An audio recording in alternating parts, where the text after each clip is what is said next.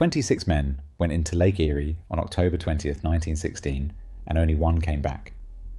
He spent 36 hours alone on a 5 by 9 foot raft in freezing water, watching the 2 men beside him die one by one. And when a ship finally passed close enough for him to see it, it kept going without stopping. But to understand how that happened, you first need to understand the lake itself. They call Lake Erie the shallowest of the Great Lakes. But the sailors who have worked its waters will tell you something else. They will tell you that shallow does not mean safe.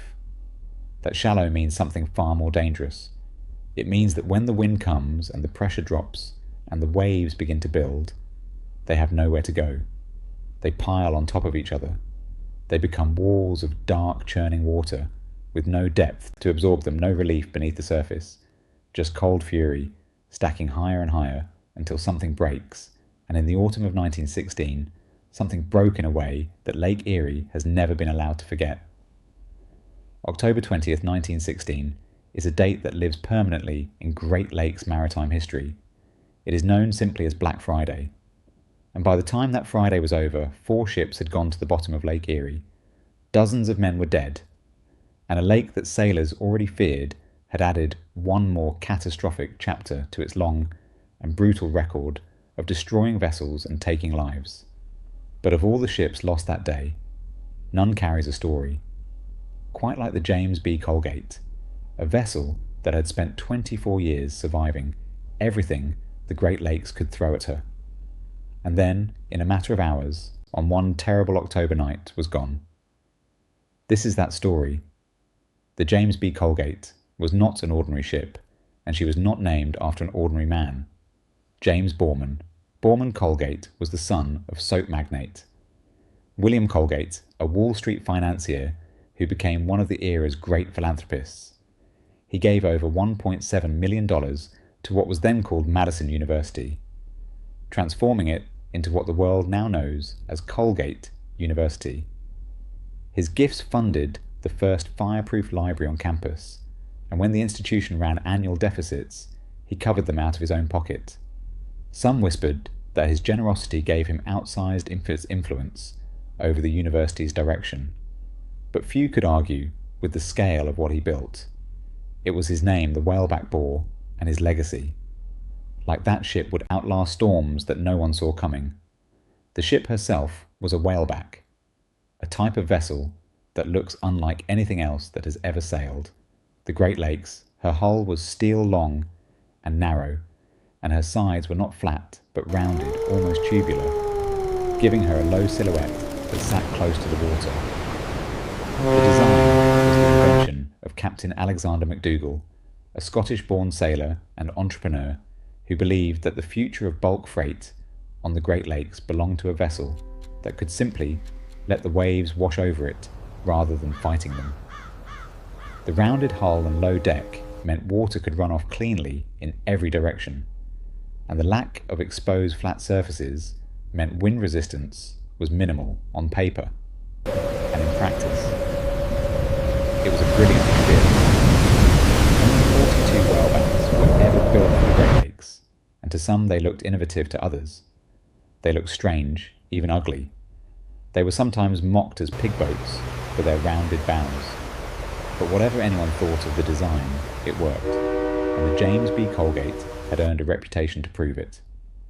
She was built by the American Steel Barge Company in West Superior, Wisconsin, and was launched on September the 21st, 1892. She measured 308 feet in length, with a beam of 38 feet and a depth of 24 feet. Her gross tonnage was 1730 tons, and she was driven by a triple expansion.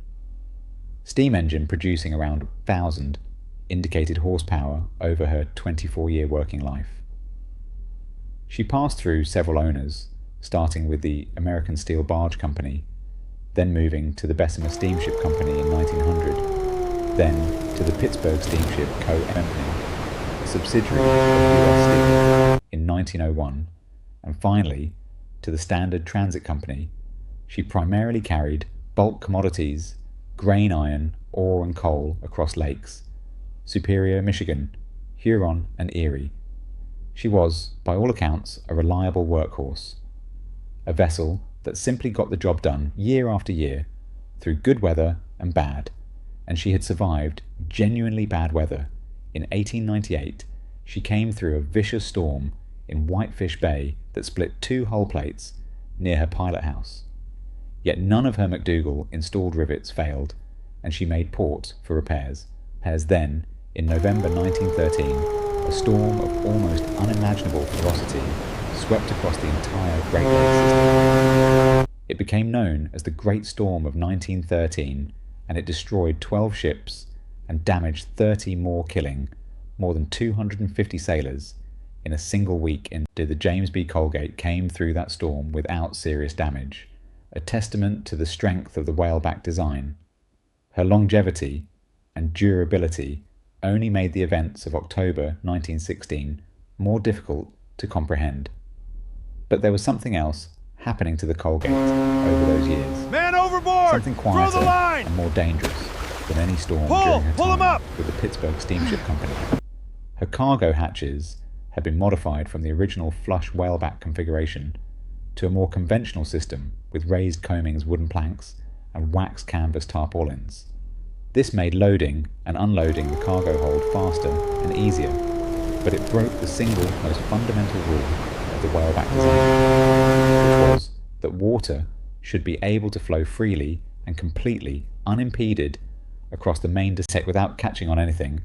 The modified hatches created an obstruction, and when serious water came across the deck in a storm, it no longer ran off cleanly. It built up, it pushed against the hatches, it found ways in.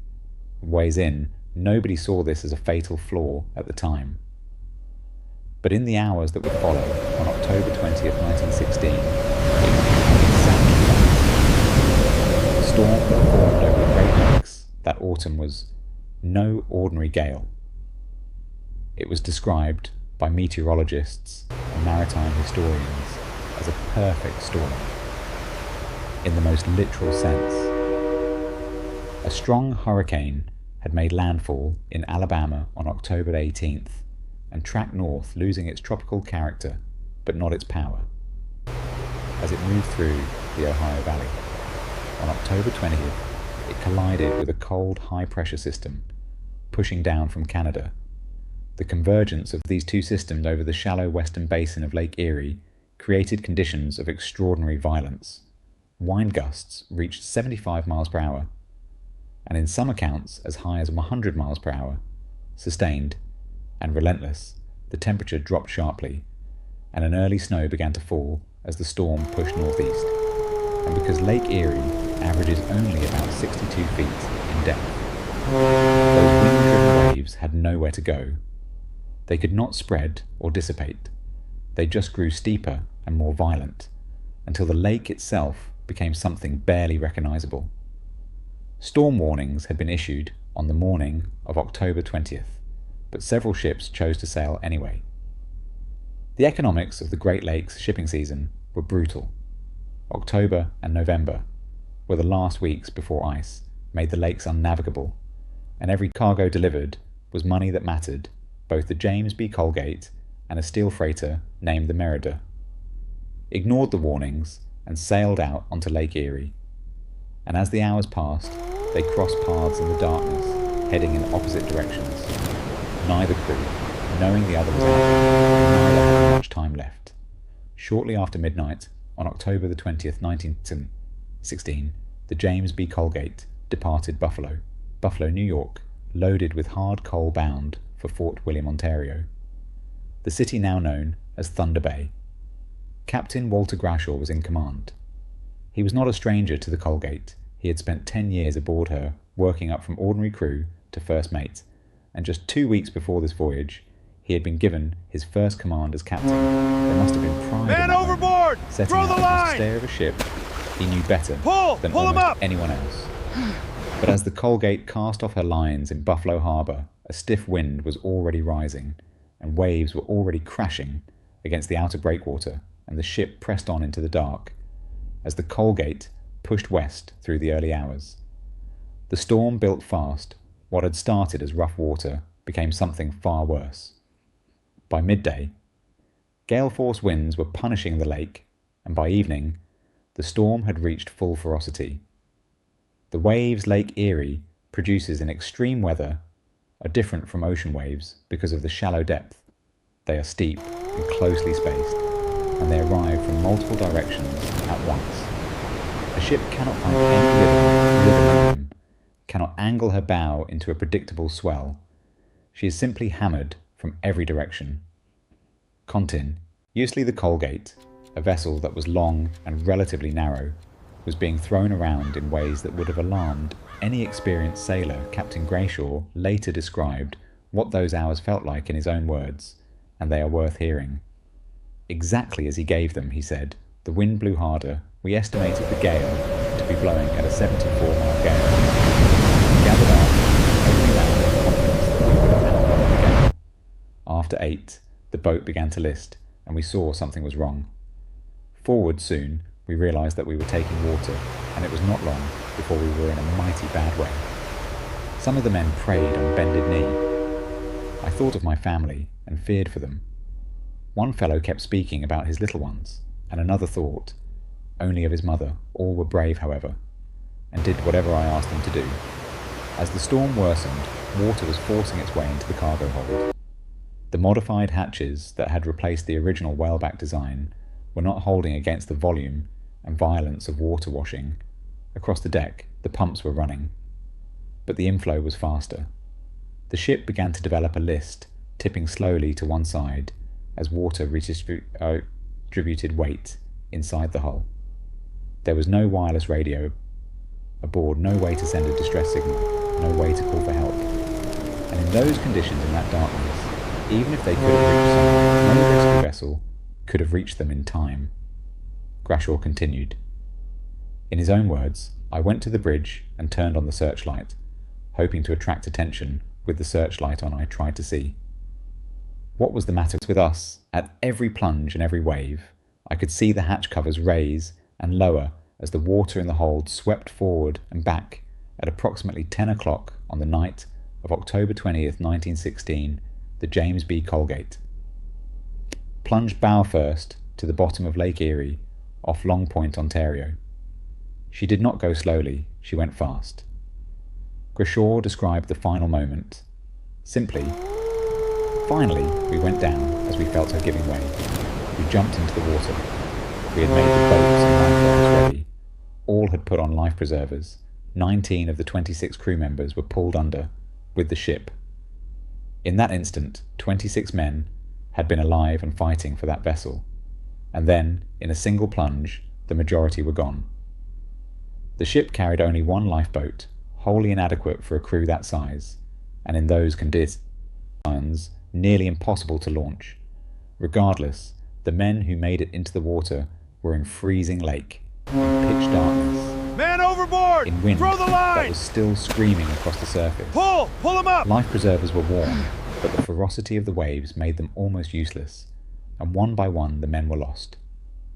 Grashaw made it to a small life raft. He was not alone.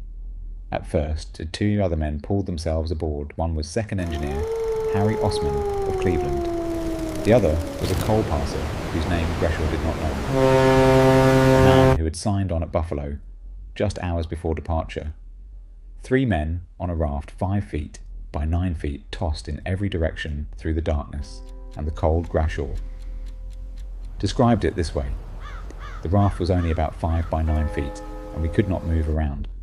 At some point we rolled, and the one fellow was gone afterwards. Osman and I battled it out alone. The rest of the night, all the time, the wind kept driving the water into our eyes. I did not have the least idea. Osman was gone too, taken by the waves or by the cold, and Captain Walter Grashaw was alone on that raft, with his hands wrapped around the ropes, lashing himself to the wood, so the waves could not take him alone, in the aftermath of his first command. Alone while the ship he had trusted lay at the bottom, and every man who had served under him was gone. He later described pounding his chest and kicking his legs continuously just to keep circulation going. Survival was not heroic. In some grand cinematic way, it was mechanical, miserable, and repetitive. A man forcing himself not to stop, M. Oving, because stopping meant dying. Then came one of the cruelest moments in the entire ordeal. At some point, a passenger vessel passed close enough for Grashaw to see it close enough that hope must have surged through him. He shouted. He signalled. He did everything. A man alone on a raft can do to be seen. And the ship passed by without stopping. Imagine surviving. The sinking. Surviving the raft. Overturning. Surviving 2 men. Dying beside you. Surviving hours of exposure and freezing water. And then watching rescue appear on the horizon and keep moving. Still. He held on. He stayed alive through a second night alone on Lake Erie. Soaked, freezing, battered, half-conscious, drifting, mile after mile from where his ship had gone down. Then at dawn on Sunday, October 22nd, the car ferry Marquette and Bessemer, number 2, spotted something in the water off Rondeau, Canada, opposite Cleveland, Ohio. What they saw was a man prostrate on a raft, his numbed hands still wrapped around the ropes. His body lashed in the waves, barely moving, barely conscious, but alive. They pulled him aboard. Described him as half dead and rushed him to a hospital in Conneaut, Ohio, where his wife came to his bedside as he fought his way back when he was finally able to speak. He named the crew members who had been lost. Chief Engineer Charles E. Sutcliffe, second mate George Kuhn, first mate Larson, and steward Ralph Kuhn. None of the bodies of the crew overboard! were ever Throw the recovered from line! the depths of Lake Erie, Pull! and Pull Captain him up! Grashaw carried that weight for the rest of his life.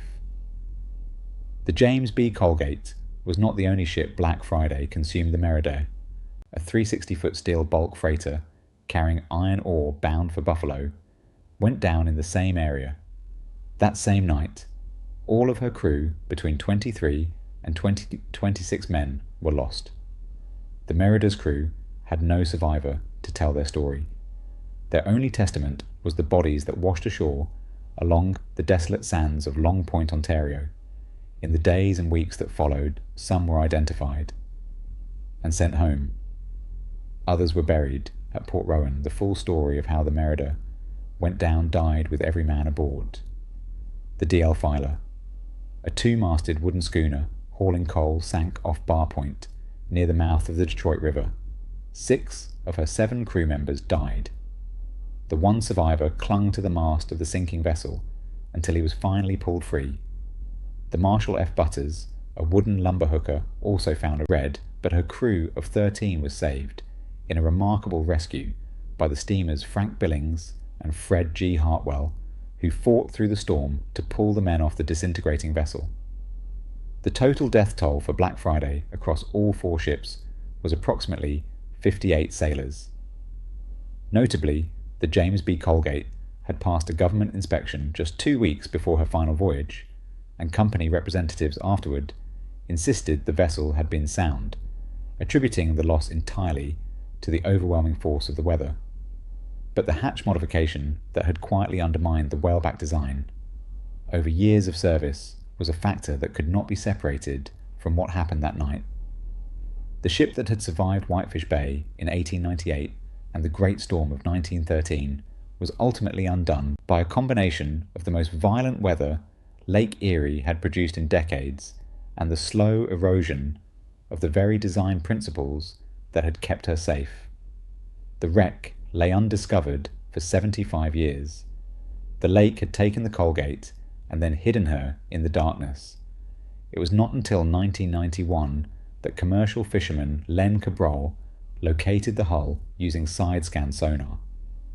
She was found upside down about 12 miles southwest of Erie, Ontario, her nose embedded in the lake bed in roughly 85 feet of water, her rudder and 4-bladed propeller still intact, the whaleback that had spent 24 years riding out the worst the Great Lakes could offer was lying inverted on the bottom, her rounded hull facing upward toward the surface that had finally taken her. Today, the James B. Colgate is a dive site, accessible in season from Erie, Ontario. She rests in relatively shallow water by Great Lakes standards and is considered an intermediate level. Wreck divers who descend find the long, rounded hull still largely intact, a piece of industrial and maritime history preserved in the cold, dark water of Lake Erie. The names of the men who went down with her are known, at least in part, but no memorial marks the spot where they died, and the lake keeps them as it has kept so many others, despite everything that happened on that lake. Captain Walter Grashaw returned to maritime service.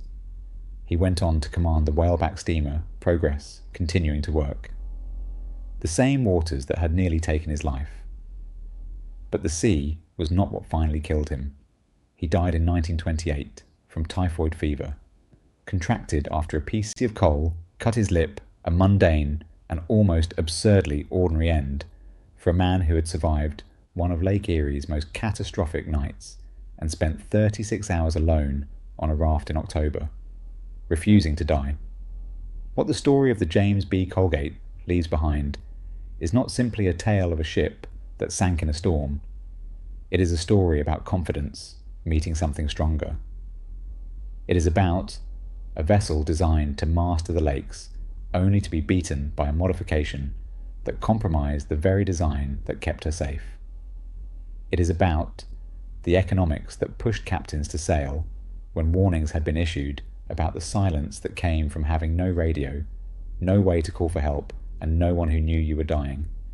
It is about a man who spent 10 years earning the right to be captain, and then had that right tested in the most brutal way imaginable on his very first crossing, and who lived with what happened on that lake every single day for the rest of his life.